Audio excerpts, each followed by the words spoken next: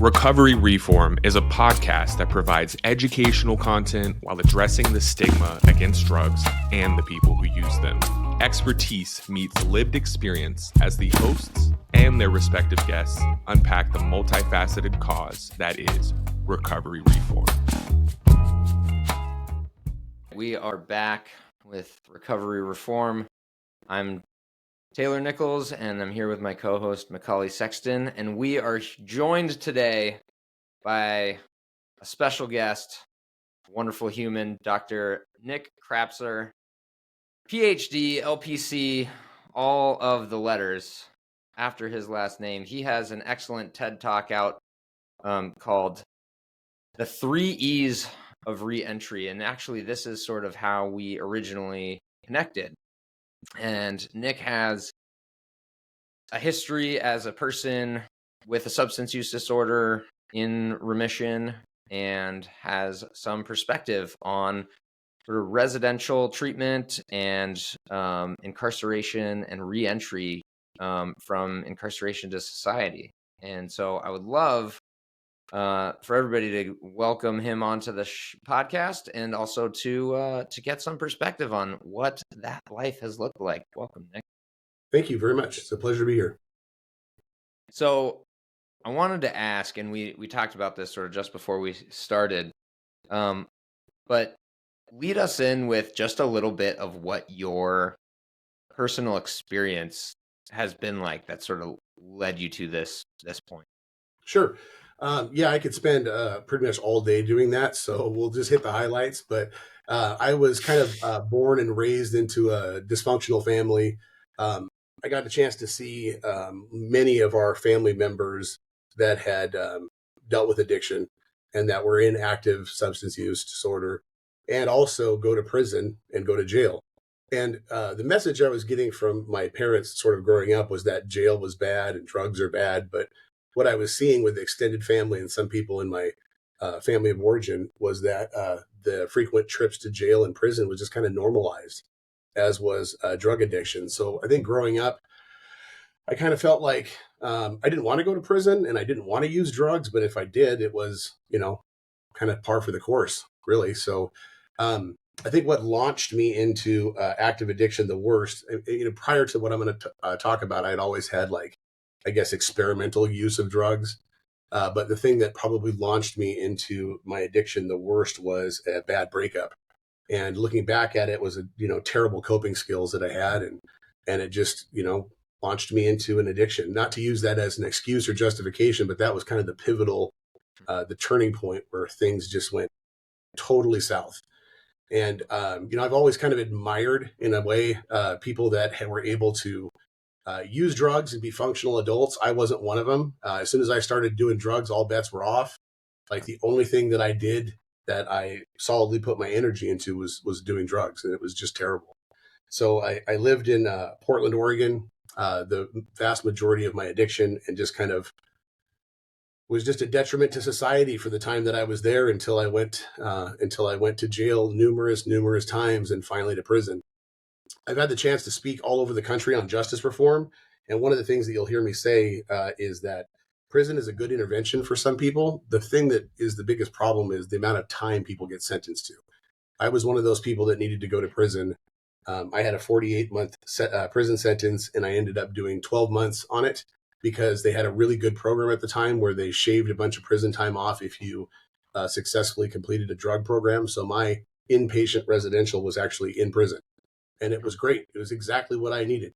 I had a lot of those slaps on the wrists or, judges saying, hey, don't do it this time. We're going to put you on probation. And it just never worked. So going to prison for the 12 months that I was there did the trick. 48 wouldn't have done it. 48 months would have been terrible. But the 12 months that I was there pretty much did the trick. Do you feel like that influenced your perspective on residential? Absolutely. Yeah, absolutely it did. One of the things that I saw when I was in the residential program in prison was that there were several counselors that had criminal histories, that had been justice involved, that were also in active addiction, for a lot of their life. And now they were counselors. And I thought to myself, with my rap sheet, I could actually do this. This is something that I could do. And I was pretty I was pretty zealous about being in recovery then. And there was one particular counselor that took an interest in me and had me doing some like peer groups. This was long before recovery mentors were a thing, but he had me doing some peer groups and I loved it. And he just said, have you thought about doing this for a career? And I said, I have now. And, why not save the world with 3 hours clean, right? With with a couple months in recovery, why not be out there trying to become a counselor? But yeah, that's kind of influenced not only my decision to be in this field, but also what residential looked like at the time. And you did clearly you took that on with a lot of zeal that you do clearly. I mean, you and I have talked a lot, and I know you're passionate about this, and I want to make sure that's conveyed. You have been a clinical director of a large treatment facility in Oregon, and you're going to be starting a position now as clinical director of a youth directed program, as I understand it, in Portland, which is awesome and so very much needed. And I couldn't be more thrilled to see you doing that, because you are the person that they need, and it's so needed to have a youth focused program. Those are hard to come by, and obviously you have your experience relates to sort of what you're going to be doing. How do you feel like your experience has sort of shaped your journey in terms of how you think about recovery? Because obviously, McCauley and I end up talking about this a lot, but the one size fits all approach is problematic, and this is where I know you and I have agreed before. Yeah. Where did you find that journey took you, and how did you land where you are now? That's a great question. One of the first jobs that I had was working in a residential treatment center in Washington, where I lived for a number of years. And one of the things that I could never understand in that treatment center was why they were kicking people out of the treatment center when they were using drugs. And I just felt like, even as a baby counselor, I just thought, like, this doesn't make any sense. You're here for drug use. Why are you getting kicked out when you use drugs? And it was like it just seemed like it was a no-brainer for me, because all they're showing by using drugs is they have a need to be there. And all I could equate it to was like a person that, had cancer, and all of a sudden they were in remission, and now all of a sudden they have more cancer in their lungs or whatever it is. And you're not going to be like, hey, treatment's over because of that. You're going to try a little bit more of an aggressive approach, or you're going to try to do some different kind of treatment. And I couldn't understand that. And when I first started working in the field, there was not the buprenorphine and Suboxone and that sort of thing like there is available today. But I just remember thinking to myself, like, we got this backwards. We should be giving people more intensity of services, or helping them in a different way or fashion. And my journey to my own personal recovery, I don't want to bounce back and forth a bunch, but I got clean going to 12-step meetings, and that was the way that I did it. That was my entry into recovery, was going to 12-step meetings, getting a sponsor, being really zealous about going to those meetings, and, towing the line about, if you're doing any kind of drugs or whatever, you're not clean. And that just it never resonated with me. I'd see people come in and talk about, when they're sharing, they had mental health issues, or they had some concerns that they were getting addressed. And these folks that had 10 or 15 years clean are telling them, don't take mental health medication because that would mean you're not in recovery. And I was just like, oh my gosh, this is terrible. Like, why are you doing that? You have 10 years clean. You're not a physician. You shouldn't be doing that. You shouldn't be making those kind of recommendations. So for me, I think it was really helpful for me to simplify things a little bit. And I try to share it with people just because it makes the most amount of sense to me. I think of relapse as a process, just like I think of the opposite in direct contrast to that as a progress, right? So I think of those two things as I don't want to say a journey, but I think that that's a process and not an event. So both of those take time. Both of them have traceable events that happen along the way that you can see where it altered that desired course. Both of those can be interrupted. Both are susceptible and influenced by intervention. I mean, there's a lot of things that you can think about with respect to both progress and relapse. And I think that it's a fluid process that can change daily. and that everybody's journey or everybody's, I think journey is probably the best word. Everybody's journey to recovery is going to look different. And the one size fits all, it's more like one size fits one.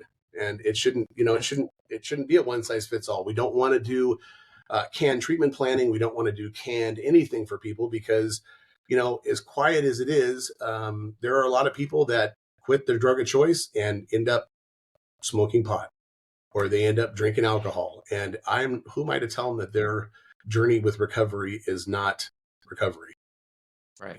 Everybody's journey is going to look different. I was going to say McCauley probably has something to say about this because he has a lot to share about his perspective on diving headfirst into AA. I know you've been there and walked that path. So what are you hearing when you when talking about that? Well, I mean, I relate to it because I'm someone who, I went through a less intensive, coerced treatment. I'll just say that. Was very privileged to have access to that, and at the same time, the level of care was just not really there. With that being said, the term holistic is thrown around a lot when it comes to treatment, and I don't think that that's ever truly embodied. I think it is embodied often in some of the higher end, high ticket kind of resort style places, the ones that are actually more judged by traditionalists in recovery, I won't mention the specific one, but the one that had commercials, and everyone got fired up about, and look, so I'll say this, it's important, I think, for me to understand what I got out of the traditional approach, but then also to really, in a selfless way, push that stuff aside, and go, hey, we're dealing with an illicit supply disaster. We're dealing with, a lot of things that can be addressed with evidence-based approaches and with policy reform and, with just a spirit of compassion and understanding that really helps people to engage in their autonomy. And I think that when we look at the traditional approach, it just kind of goes against that in general, and it's very conflicting. And go ahead. Can I tell a quick story of how this exemplified in my life? So in 2011, I was on Mount Hood in Oregon and was snowboarding and was with my uncle and hit a jump wrong to avoid killing a small child that was coming the same direction that I was. And I broke my leg, and they had a little snowmobile took me up to the lodge. Excuse me. And I get up there and, the medic wants to administer some pain medication because it's obvious that I had a tib-fib fracture, and it's obvious that it was, broken. And I said, I have to call my sponsor first. I can't do this and the guy's like, you're kidding me. And I said, no, I got to call so he gave me a phone. I called my sponsor. Sponsor's not available. Now, keep in mind, this is 2 years in the field and about 6 years clean at this time, 6 years in recovery. So sponsor wasn't available. He was out golfing. And I waited for 45 minutes in agony until my sponsor called back and he said, Nick, take the medication. Let them give you the medication. And it was like 2 years in the field, 5 or 6 years clean before I got this lesson that my sponsor gave me that day, which was really valuable on intention. Like, what is your intention behind having that medication? But I was worried that I was going to throw my clean time away. That was the only thing on my mind while I was in agony. That was the only thing. And that's not, and so I tell people today, don't do that. Listen to your doctors, listen to the people that are, the professionals, listen to them. And what's your intention behind doing it? Is your intention that you want to get high, or is your intention that you want to reduce the pain, or you want to reduce inflammation, or whatever the thing is? But that's what I had been indoctrinated with so much that I thought, I can't throw my clean time away over this little broken leg. Broken leg. No big deal. Exactly. And I got ambulance ride to the hospital and went right into surgery after that. So did I ever tell you I worked in that clinic? No, on Mount Hood. Yeah, I did that for a couple winters when I lived up there. That's crazy. That's so I know exactly. I can picture in my mind exactly what you're talking about. It's just like one fairly small room, open space, and you're just sitting there. Yep. And I cannot imagine that, honestly. These guys were all looking at me with their mouths open, like, "You got to be kidding me! What is your problem?" Yeah. And I was just like, "Nope, not till I talked to my sponsor." And it was crazy making. It was silly. Well, and that Yeah. speaks to sort of the kind of problematic approach of this idea that like any use throws away your clean time in general, even if it is your drug of choice, and Yeah, even if it is with an intent that's not to treat a broken leg, right? yeah, The idea that like, oh, you have a relapsing remitting condition and you had a return to use, and so now all the time and effort you've put into your recovering the things that you've had, recovering your life as it were, goes away. Like, that just seems absurd to me. And now I, again, you know, we've talked about this, and I'm not one to judge how any individual approaches it. If that's how they want to approach it, that's fine. But to put that on other people is what I view as problematic. yeah, And I think, you know, that also speaks to something that we were talking about earlier, which is the idea of recovery versus remission. Now, Nick, you brought up cancer as, you know, that is a medical condition that has a defined remission course. yeah, And substance use disorders have when you stop using, you are in remission, right? You no yeah, longer have active use, you are in remission by the way, or, you know, the medical definition, the diagnostic codes, you are in remission. Recovery is something entirely separate, and I view them as sort of parallel. But, and I've mentioned this before, but you cannot recover, as McCauley has said, and I adopted this from him, you cannot recover something that you never had. Right? absolutely. And so Yeah, everyone's recovery is different. Remission is what it is. So however you want to define your recovery is fine as an individual, but putting that on other people is the thing that's problematic to me. And so yeah, I'm glad that they gave you pain meds and they reduced your broken leg, and yeah. that you were able to heal, and hopefully it was less painful going forward after that. Well, Gosh, that is so frustrating to hear. and shortly after that incident happened, my sponsor had throat cancer, and I watched him go through the treatment with the most amount of grace. He's just such a good person. He's alive today. There's nothing bad to report there. But I watched him in the hospital. I watched him live his life.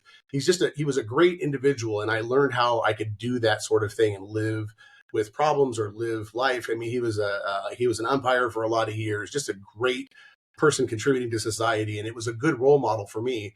Even as I progressed into my career, it was a good role model for me to know how to live life and be free from active addiction and still be a good person and do what you need to medically. Yeah. It's been years now since I've been in those traditional spaces, and I'm actually friends with my first sponsor as well, and it's interesting to be able to have those kind of full circle moments to where we can have conversations when it comes to like discrepancies with certain ways of thinking, philosophy, and even issues with the literature in general, and that it's like received and not Totally. shut down. And and the thing is that there's a small minority of people within 12-step that I do believe they are pushing very outdated rhetoric, but I think they're also amazing people at the same time. And without those people, I would say throw it in the trash. Like I would be like, get rid of it completely. But there are like, and if you have kind of awareness as it relates to what works for you, or just the kind of people you vibe with, then you can often gravitate towards those people. But it's also often very intimidating because they usually are very committed and have a lot of traits that may seem scary, especially if it's like being very accountable and things of that nature. But yeah, I just wanted to mention, like, I'm very critical of traditional recovery, but again, like, I was very lucky to encounter the people that I did, and I really just did not engage with the majority of people in those spaces. And I want to say this before I forget, okay? And this is totally backtracking, but I have to, I feel very moved to mention this and to see what you have to say about this. So going way back here, messing up the flow, but I'm going to do it anyways. So when it came to what you received while you were incarcerated, I just want to hear you shared your experience with that, which again, this is not meant to be disrespectful, but I do believe that even coercive, punitive treatment can work for some people. Do I agree with those tactics? No. Do I disrespect someone who is sharing that worked for them? No, I don't either. But what I found is I did, basically volunteer work for the Texas Department of Criminal Justice, to where I was able to go in and basically like do the 12th step and give out, what they call big books, for those that are unfamiliar, the literature within Alcoholics Anonymous. And what I found during the training was that it was basically prison ministry and 12 step. So if you can speak to, again, just your perspective as a clinical professional, what do you feel is lacking when it comes to the resources available? Do you feel like they're evidence-based? Do you feel like it's more restrictive? And I'm kind of, again, like setting you up, obviously, like because I have a feeling I know what you're going to go into, but if you will, just expand on that. Yeah, certainly. So there, you nailed it. The things that are able to come in, the folks that are able to come into the prison, and for listeners, after I got out of prison, went to work, went to college, and eventually went back to work for the department. Not back to work, but I went back to the Department of Corrections to be employed there, and I worked as the behavioral health services manager for a couple of the institutions with special housing for folks that had a lot of high acuity mental illness, and the only people that were able to come in as volunteers came through the chaplain's office, and it was AA and NA and traditional 12-step programs, and that was it's a great resource for people. But there's a lot of folks that don't want to be involved in those meetings and yet still want to be somebody in recovery. So when I went to work for the Department of Corrections, I had some latitude to be able to start some programs and to be able to work on some of that stuff. And one of the things that I did was I worked on getting certified recovery mentors in the prison. And I used, because I worked in a maximum security where there were people that were doing life. And I was able to get adults in custody certified as recovery mentors so they could turn around and help other folks. And it was awesome because the peer recovery movement is where it's at. I mean, these folks just want to help people where they're at and move alongside of them. They're not trying to push any particular agenda or any particular curriculum. And they would chair relapse prevention meetings, or they would chair relapse prevention groups where you just got down to the nitty gritty and talked about, things that were affecting them. And I was told by a lot of the folks that worked there, it was never going to be successful. And I ended up with about 20 people certified when I left there. And there was several hundred clients of those recovery mentors. And it was just off the hook with interest. And then to top that off, one of the things that I did was pilot a diversion program to where it looked just like a drug court in there. So what happened was folks would get positive UA, they got caught using, and they had worked all this time to get like premium housing in the prison and a premium job. And then when they get that positive UA, all that's taken away from them. They go to segregation. And it was they treated it the same if you were dealing cocaine or you got a positive UA for marijuana, and it was terrible. So I employed the drug court model and worked with the Inspector General's office to make sure that we could do this thing where it's like a ticket. And if you get this, then you work with a recovery mentor, you do it for 90 hours or whatever it is, and they just kind of eliminate the ticket, and you don't have to lose your housing. And that was the most popular program in there. And it was, I'm not doing this as a pat on my back. What I'm doing it is we have so much that we could be doing with the institutions that we're not doing. And within about 6 months of starting that program, I had people from New Jersey reaching out to me saying, hey, you got to speak at our conference and talk about how you got this thing started, because the cost is minimal. There was no cost at all involved in it. And some of those awesome mentors are coming out of prison in the next couple of months, and I'm going to do everything in my power to get them hired, because if they can live and work as mentors inside the prison, man, they'll be great when they get out here. But the amount of stuff, like they just, treatment wasn't substance use disorder treatment is not something that's available in the prison to everybody. The program I was talking about earlier is still operational, the one that I went to residential, but there's 180 people in that program, and there's 14,000 people in the Department of Corrections in Oregon. And that's down from a couple of years ago of 17,000. So I'm not great at math, but that's a fraction. I mean, there's a very small percentage of people that are eligible for that. And we know that the vast majority of people in prison have had something some intersection with substance use disorder and a lot with mental health issues. And the two together is, it's astronomical, but yet the services for that is not available. Right. Really great stuff. No, I appreciate you saying all that, and I know where it was coming from. It's not coming from you just listing off these things. Like, it's very relevant when it comes to how to move forward with, again, evidence-based approaches, how to move forward with peer support, which I have my own feelings about peer support depending on where that accreditation is coming from. If they are working for a specific treatment center, I think there are some things that can kind of mess with a peer's ability to do what they really want to do with their advocacy. But with that being said, I think that, this stuff is really, really important. And it was very odd to me when I started to see like what was available. And then, as someone who is now deprogrammed from 12-step, kind of having moments looking back and thinking like, dude, I was just throwing this at everyone and going in. And basically what I want to say, and then I'll give it to you, Taylor, is that I realized that we're dealing with people who, are going through punitive measures and then often being given coercive information, even when it comes to the ways of thinking about the recovery process. And even when it comes to maybe, certain medications and things of that nature. So what ends up happening a lot of times is that people are so traumatized and tired and beat down that they actually will end up accepting something and utilizing something that's not fully, quote unquote, working for them. And so that's what I've kind of seen time and time again with people, is that it's like, oh, they're abstinent. Yeah, they're abstinent. But how is everything else going? And usually it feels like you're kind of trapped, like your life sentence. I call it the life sentence of recovery. Yeah, they're just barely hanging on sometimes. And if I can take like just a quick second and sort of plug where I'm going to work, it's a peer mentoring program. It's 100% peer mentoring program, and they have the organization. The executive director that I'll be going to work for actually was a co-founder of the organization around 12 years ago, and it started off very, very tiny, small, and they would just go to treatment centers and mentor folks. And all they do now with, over 100 employees and I think there's 9 centers in the Portland area, all they do is mentoring. So what they're going to do is sort of venture off into treatment. And that's where I came in. So they hired me to do the treatment part of things, but all they've done is mentoring, and they've just done an incredible job. The impact that they have and the presence in the area. Like, I can go back to when I first got out of prison and started going to meetings in the Portland area. Sometimes I was the youngest person in the room.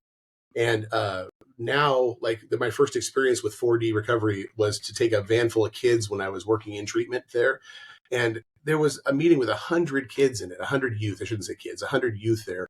And it was awesome. It was great. And they embraced everybody that came in, and they were okay with whatever anybody was like, wherever you're at right now, it doesn't matter. Let's get you, to the place where you want to be, kind of a thing. And it's really refreshing to me to be able to go somewhere that takes such an interest in folks from that peer perspective. Oh yeah, 100%. I'll say this really briefly, just kind of like a statement. But what I've found is that a lot of the, for lack of a better term, energy when it comes to addressing, people who are in vulnerable positions, whether they're the youths or people who are ending up incarcerated, there's some things that seem almost reminiscent. And again, when it comes to like the things that I became aware of when it comes to like the coercive nature or the punitive nature, or even just the concept of prevention. And I said I was just going to make a statement, but really quick, if you have an opinion on prevention narratives and things like that, I fundamentally disagree with funneling a lot of money into these kind of prevention efforts. I think that could be much better utilized to do naloxone trainings and more harm reduction evidence-based things. But again, I know I said I'll just make a statement. Yeah. What do you mean in terms of prevention efforts? I think that's when you look at within institutions like the public school system, and you look at how grant money is used specifically, a lot of times, again, it's kind of DARE-esque, if not DARE, which has been revived, or Truth, which is the one who's primarily dealing with like vaping and nicotine. But I guess to refine it, like what is your opinion just on that approach? Is that something that you have an opinion on or a take when it comes to just prevention narratives? Is that something that you have had to work within or formulate, and I know I just made it sound terrible and then I'm asking you if you've done that, but Yeah, and I appreciate Taylor's question about drilling down on prevention a little bit, because that's what I was going to say as well. I think if we're talking about prevention and we say education, yeah, I think education is an essential part of prevention, right? And I think if we look at some of the parents of the children that are using drugs, the youth that are using drugs, if they would have received some of that education on maybe what to look for or how to be better about it, instead of kicking your kid out or automatically looking for residential, or not talking about it or leaving the school to do it, educational part of that is critical, right? I think going into this job, one of the things that I'm going to be primarily focused on is how do we get parents involved in the youth treatment? How do we get family programming? How do we get folks to get educated so that they know what addiction is, and they know what to expect, and they know that relapse doesn't mean kicking your kid out or stop loving them. It just means X, Y, and Z. And I think that if we look at prevention with the lens of education, I think that's critical. Yes, agreed 100%. I think that the old kind of notions that we have when it comes to prevention, as far as scare tactics and things like that, we can objectively acknowledge, even one of the principles of harm reduction is acknowledging the inherent harm that can come from illicit substance use. And I think that's important to do so and to not deny that. At the same time, I think you touched on some amazing things, having basically an approach that involves a family, and to where the family has an opportunity to go about their own healing and their own understanding, and again, really just understanding substance use disorder from, again, a more evidence-based place, and not so much purity culture and abstinence culture, which will ultimately result in them being more loving and compassionate to their children, instead of isolating them and going about it again in a punitive way. So I think, thank you. Perfect answer to the question. Exactly what I was looking for. And I appreciate you entertaining my incoherent ramblings. And I don't have the research in front of me, but I remember hearing that the DARE was one of the most wildly unsuccessful programs ever. And the people that actually took that class or that took that program had a higher chance of becoming addicted than the ones that didn't. So I would never support a program that was just Scared Straight or something like that, but more in the field or the realm of let's try to figure out how to educate you on what's going on here, and the importance of that educational piece. And I completely agree with you in the sense that education is critical, understanding is critical. Prevention is always important. Prevention is better than having to find a cure, right? But if you make treatment the priority, then only focusing on prevention isn't the answer. And you should do both insofar as you can without it, like you said, McCauley, without it being coercive, without it being just just say no, because people are going to use drugs. I mean, and I've said this to you before, the act of existing can make using substances a logical choice. It can mean survival. And I'd take survival over the alternative, right? And so then what that means is we have to offer people the option for treatment if and when they need it. And you can do both. And when you other or marginalize people who are using, that's where the problem comes in, right? That's where these preventative measures become problematic, because they are doing that othering, and then they're making it such that people won't access treatment. And so I think you can find a way to balance both. And I imagine, getting to work with youth in this way, Nick, that you're going to be doing, you'll be sort of encountering a balance between those two, because you will be doing a lot of work with that specific group, and probably doing a lot of outreach. And so it's called 4D Recovery. It's in Portland. Support it. I think that's great. I'm really excited that they tapped you for this. Oh, cool. Thank you. And I think that one of the things that you just talked about too, when you were saying your last piece, was that there's a portion of people, whether they're youth or adult, that are going to use drugs that never meet the criteria for a substance use disorder. And they're Yeah. not going to be automatic folks that you just, it's not a matter of putting people into treatment. They don't need to go to treatment if they don't have the disorder, right? And there is a certain amount of that experimentation piece that's just kind of natural that comes along with being a kid. I shouldn't say kid, a youth. With being a youth, it sort of comes along with that. I think one of the things that you had talked about that I sort of wanted to focus on was how you think about, right? You've been a clinical director in these residential spaces, and how you think about residential treatment for substance use disorder in general, but also how could we make that better? What does that look like? Like if you and I know you and I have talked about this, if you could optimally design your own program, what would that look like as residential treatment? Because I think there is a reasonable space for people who need residential treatment. I think it's not necessarily the fit for everybody. You're right. I think You're there are all absolutely sorts of paths to that. But what does that look like in your mind?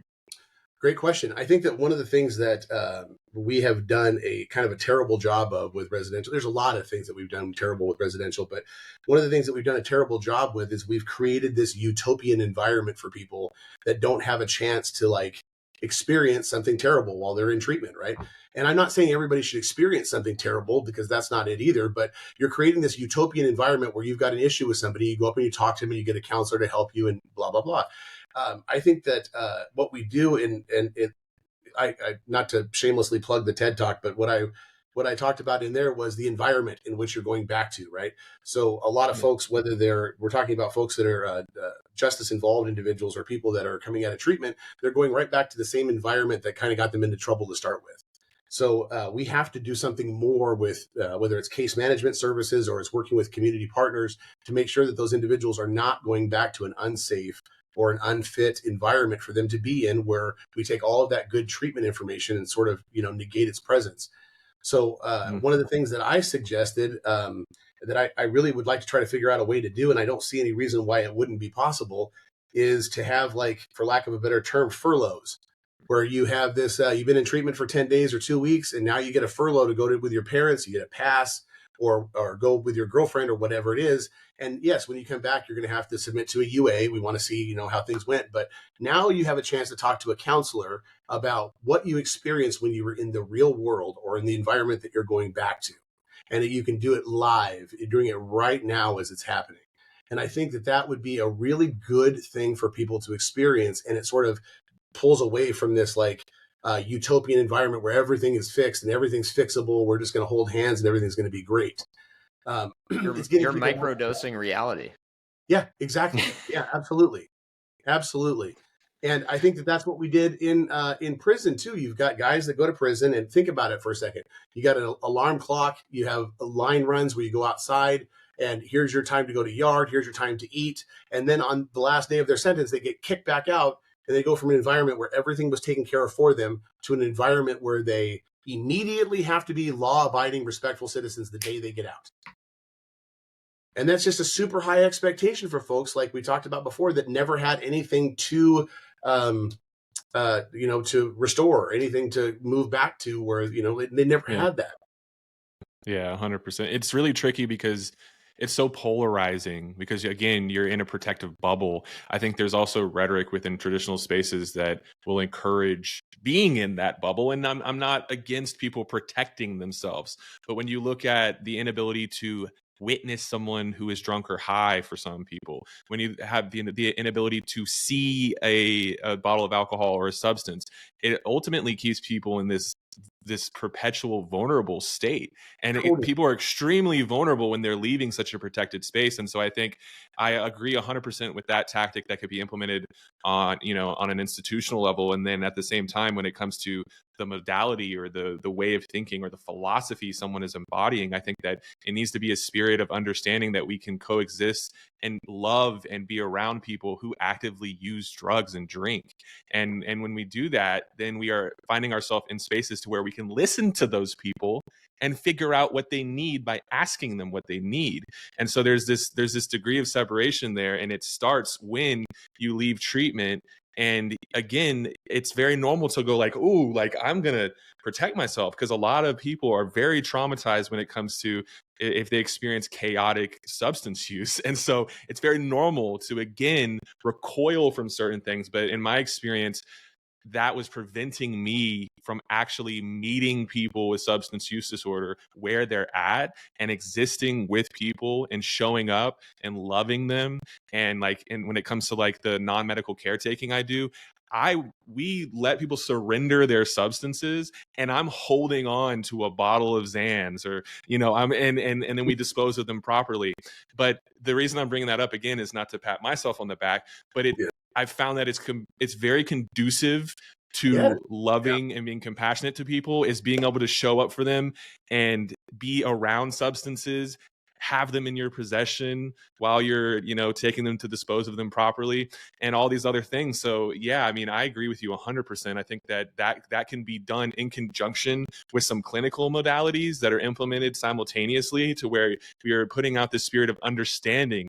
And ultimately, I'm sorry, but this is very foreign and not common, really encouraging a sense of, for lack of a better term, like self-reliance, while also like encouraging people to seek outside resources and to accept input from people that they want to have in their lives. And so I think when we do that, we empower people, and it creates a very solid path moving forward, to where you're not perpetually vulnerable. You're not gonna have a trigger that then leads to you feeling obligated to use substances or drink. And so I got fired up with what you said. So yeah, I just wanted Ironically, you should say that, rant. because that's how I snuck in the fourth E was empowerment in my TED Talk. I was just saying, if you do all those things and you get to that spot, you're really empowering people to make those decisions on their own.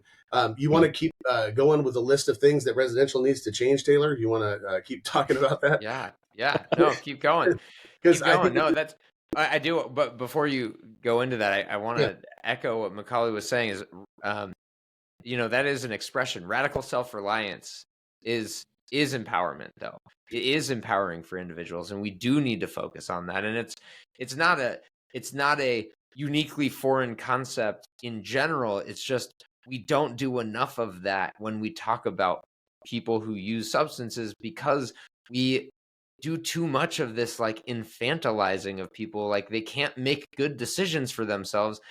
And I'm sorry, but they can. Like, every other aspect of life is making decisions, and they can do that. It's just this one thing that we need to focus on being able to manage, and that often is a multimodal or multifactorial issue. But we do, I think you're 100% spot on, that we do need to shift the focus towards a individualized approach with radical self-reliance, and focus on helping people on the aspects that allow them to live a life without using that, say, drug of choice, or without needing the thing that is providing to them, because it does provide something, and people use things for a reason. And so being able to empower people around that is critically important to their being able to recover, or however they frame what recovery looks like to them. And we could take that a step further and just talk about criminalities the same way. People getting out of prison, you're teaching them how to rely on themselves with doing something other than selling drugs, or to whatever it is that they're doing that is of that criminal nature. That's the only thing that they've known. And that's the parallel that I think is so fitting. And that's why I think your perspective on this is so important and unique, in terms of like, you're seeing all of this through the lens of reentry, and that the parallels are really important, because like what you're talking about, you take somebody who was just in a very stable situation where everything was decided for them, and you put them out in the world and you say, figure it out.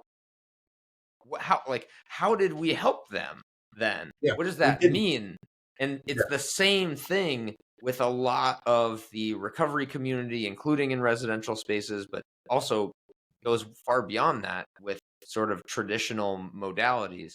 And I know you have thoughts on the other, whether it's outpatient or residential traditional modalities, but I would love to hear more of because you've been in the residential space and you've been trying to change it. I would love to hear what those next steps would look like. Yeah, that's and so like we have a lot to do as far as getting folks to the point where not only are they not dependent on that substance of choice, but also when they leave to help create a better environment for them when they leave. And that's not just housing; it's not just where they're going back to, but it's a job, it's relationships, it's all of that sort of thing. So maybe a little bit of a less focus on the drug of choice and a little bit more focus on how to be this member of society and how to integrate back in with your family and your friends, and to do so in a fashion where you're comfortable and that you don't feel like you're ostracized or that you're the outsider. I think is super important. The other thing that I can think of that is just really sort of low hanging fruit with a lot of residential treatment programs is the fact that they don't really, they may say that they embrace evidence-based practices, but they might be evidence-based practices from the turn of the century and not from recent literature. And I think that what a lot of their feeling is like, hey, this is working pretty good, and so we're just going to keep on doing it.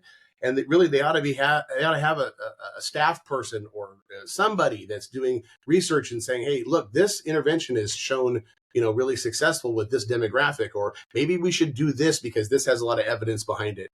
And I don't think it's that they're, intentionally not wanting to do it. I just think that people just get into the routine and the rut, and they're doing it, and it's been working, so don't fix it. But then you're finding yourself doing things that, were in 1980 or 1985, and it's really hard to start integrating new things into that. But not only would it be good for their business, but obviously it's really good for the folks that they're treating. Right. If it's neurofeedback or if it's virtual reality or whatever it is that they happen to be, the new latest emerging research suggests, have a way to embrace that. I think that 100%. one of the things that you're saying is, it's not just getting stuck in a rut, but individualized treatment like that may work for some people. And so if you find that your success rate is, decent, well, yeah, it works for some people, and things that work for some people will continue to work for some people. And so you can find that like, well, this is satisfactory and we'll keep going. And I think people can easily get complacent. And I know, McCauley, you were even talking about this. They're like, yes, traditional 12-step modalities work for some people and it resonates for them. And so, but then a lot of people end up feeling like coerced because this is the only option they're exposed to. Yep. And then they get stuck and it may not necessarily work for them. And so, like if something works for say 10% of people, which is, around the numbers we know are what's shown in terms of some traditional 12-step programs working for some people, great. And 10% of people, it works for them. But that doesn't mean it's the only option for that other 90% who should be exposed to other alternatives. Right. And what are we doing for them? It's tricky because we're catering to the minorities, and then we have a silent majority that are basically told that they didn't work it hard enough or they didn't do a thorough fourth step. But I won't go off on the soapbox there. I just wanted to say that what I've identified is that it's a term that I coined called the lived experience fallacy, and I think that's fueling a lot of the outdated treatment that we see, because we have people who are often not, they have no credentials medically, and then they're kind of like leading because they're like a CEO or they created a treatment center, and then now they're going to project what worked for them onto everyone. And so a lot of it is that we're also employing people as techs, as RCAs that are sorry, this sounds so overcritical, but indoctrinated into 12-step and very, very overzealous. And so now the whole treatment model is being affected by the people who are client facing. And then we also have individuals who are running groups, which I'm totally fine with, peers running groups, but a lot of times these aren't peer support specialists. They're just people who have worked the steps, and then it just ends up being this weird thing to where it's all being led with lived experience. And to me, that's extremely selfish. Which is kind of ironic because I don't anymore, but I used to, say that anyone with a substance use disorder was selfish and self-centered. And then I'm like, whoa, I was actually very selfish and self-centered because I couldn't see past my own lived experience. And that's why it's so tricky, because when you pair lived experience with like an education, even if it's like very, baseline level, like from just reading and going to seminars, like things that I've done, you can like kind of, you can go into a lot of spaces and do so ethically. But I feel like often the fact that lived experience is so validated, it ends up being, people end up having access to a very vulnerable population that maybe shouldn't at all. And it's it's super tricky because, again, the lived experience all is ultimately what fuels our treatment. And when you look at the majority of treatment centers, and it's just very unfortunate because, there are ways to address people from a person first, like, perspective. And then this is what I'll end on, is that, there are a lot of things that I do support as well that are not fully evidence-based, that we don't have the data behind, and you are going to lose your license if you ever entertain letting someone utilize something like kratom while they're in a treatment setting, or depending where you're at, cannabis, or some of the psychedelic modalities. And so what needs to happen, and what's already happening with some of these options, is that we have evidence behind it, and then we will see those things implemented. But it's like, we live in such a beautiful time because we have so many options and such a broad spectrum of things available, but it's like not everything can be implemented on an institutional level because of some of the red tape, the paperwork, the boundaries, licensing issues, accreditation issues. And so it's just kind of, I don't know where I'm going with this. It's just kind of unfortunate because what I've found is, again, really those things are accessible to people with the most money, and those with less access to money are often given coercive one-size-fits-all models, Yeah, can I respond to that for just a quick sec? One of the things that I think is absolutely beautiful about 4D, the place that I'm going to work for, is that they have a really extensive training program for their peers, and they make sure that the peers are not doing what they're not pushing their own agenda, but instead they're looking at where does the client want to go? Where is the client trying to head? What things does the client want to do or to be able to succeed? And that's what they're going to help them with. And then I agree with you 100% that money tends to be a limitation for a lot of folks. And once again, it seems like a shameless plug, but there's no charge for any of the services at 4D, which means that anybody can go in and get those services. Nice. Yeah, That's it doesn't. awesome. It doesn't. Anybody can walk in and get a mentor. Anybody can walk in, and from 13 to 35 years old, they can walk inside and get a mentor and start getting some of those that help. And if the mentor is not working out, they can get a different mentor. So I think that's awesome. It has the potential, just like you said, McCauley. It has the potential to go sour or to go south. But I think that when it's a well supervised program with a lot of really good, backbone to it, I think that there is a potential to do even better than what treatment could do. 100%. I just want to say this, like, as I kind of share with you before we started talking, my role is that I'm extremely critical of basically everything. At the same time, I just want to validate that, like, I am not anti-treatment.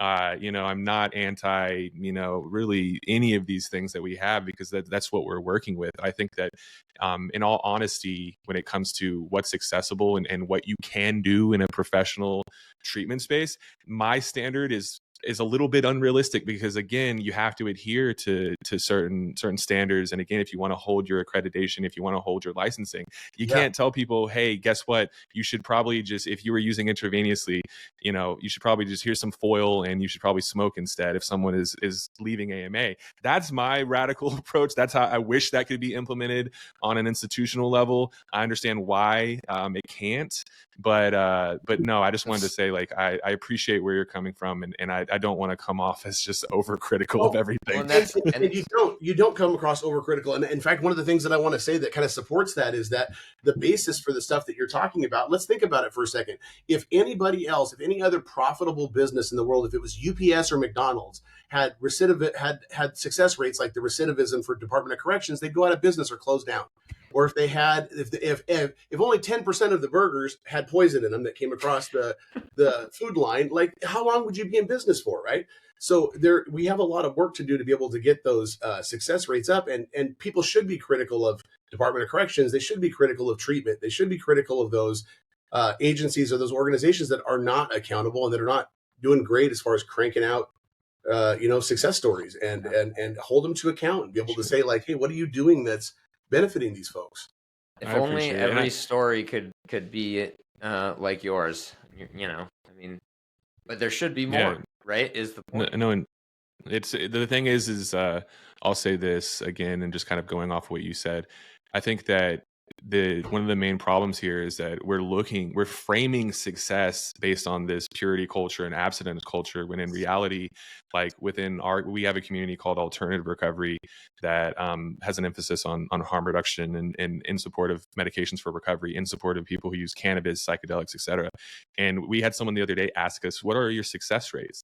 And I said, 100%, because there's no failure. There's no, if you are alive, I guess if you're dead, that's that sounds mean to call that a failure, but if you're alive and you are actively reducing harm, then that's a success. And I think that, again, we're looking at it from really, we're hyper focusing on the substance, which is something that you mentioned that I think is so is a huge problem, is that when we do kind of focus on these other aspects of substance use disorder, then it starts to really become clear that when you hyper focus on the substance, it creates a lot of discrepancies when it comes to integration back within their family culture, or just within their family unit rather, as a whole.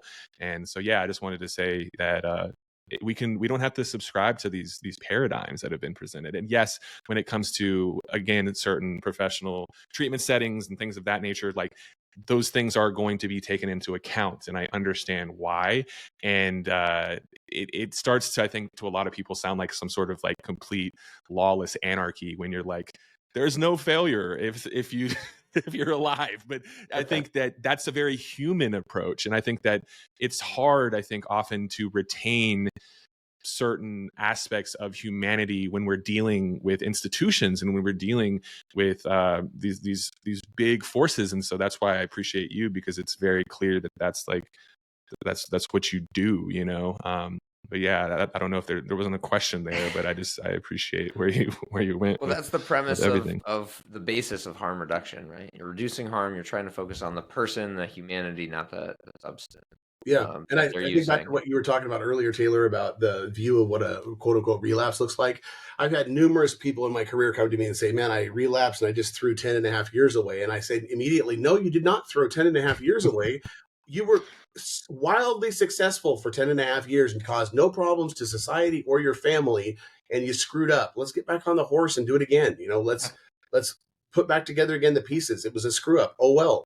Yeah. And it's Yeah. not that need to define your life, or, you didn't throw anything away. Yeah. No, Exactly. It's impossible. You cannot throw away time that you've spent doing something. It literally doesn't. It's not possible. And I think a clear discrepancy with people is that they don't know. They've never been told also the difference between a lapse and a relapse. And so immediately any use is misconstrued or seen as a relapse, when in reality there are people who they do not have a full return to use. They do not have a chaotic experience when it comes to like biopsychosocial consequences, and they just had an event of using something one time. And guess what, there's also I say guess what, there's also people who have experiences with doing that and having nothing happen other than the fact that they get high or drunk, and they may even return to some level of use that is completely different than their past use, which that is like viewed as dangerous to even say that. Or the concept of someone bringing about like a moderation practice is viewed as so dangerous and terrible that you could ever say that. And even to end, I'll just say that even there are people out there who do have spontaneous remission, and these are all very, very real things. And some people change their relationship with their substance of choice, and it's these things. If I would have heard myself saying this stuff in the past, I would have been like, dude, shut up. Like, are you serious? And a lot of it, I think, again, is very challenging, and it can create this kind of like cognitive dissonance, but yeah, just, I really appreciate the nuance to everything that you've gone into. And yeah, I appreciate you listening to me talk at you and, entertain this. But, what are we doing? We doing a little bit more than an hour? What are we feeling? Yeah, no, and I think I think you've led us to a good closing point. I think I think that focus on harm reduction, and I think sort of encapsulating really like what brought us here, why Nick is joining us, and sort of what he has brought to the table in terms of both, like looking at re-examining residential treatment through a lens of, returning to society, whether it's from incarceration and justice involvement, or from substance use and residential treatment. And I think that's such an important thing for us to be thinking about in terms of how we frame this and how we frame recovery reform. And so, Nick, do you have anything to plug? Nothing left. I think I did enough. Your TED Talk. People should watch your TED Talk. Yeah, that's if you got 15 minutes, you want to check it out. That's it's great. You should all watch it.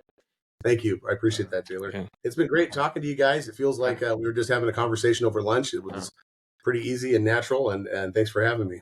Well, we'd love to have you on again. Thanks so much for joining us, and thank you all for listening. Opinions expressed on this podcast are our own and do not represent that of our employers. The content of this podcast is not intended to be a substitute for professional medical advice, diagnosis, or treatment. Please follow up with your doctor regarding your care. While we make every effort to ensure that the information we are sharing is accurate, we welcome any comments, suggestions, or corrections. Thank you for listening.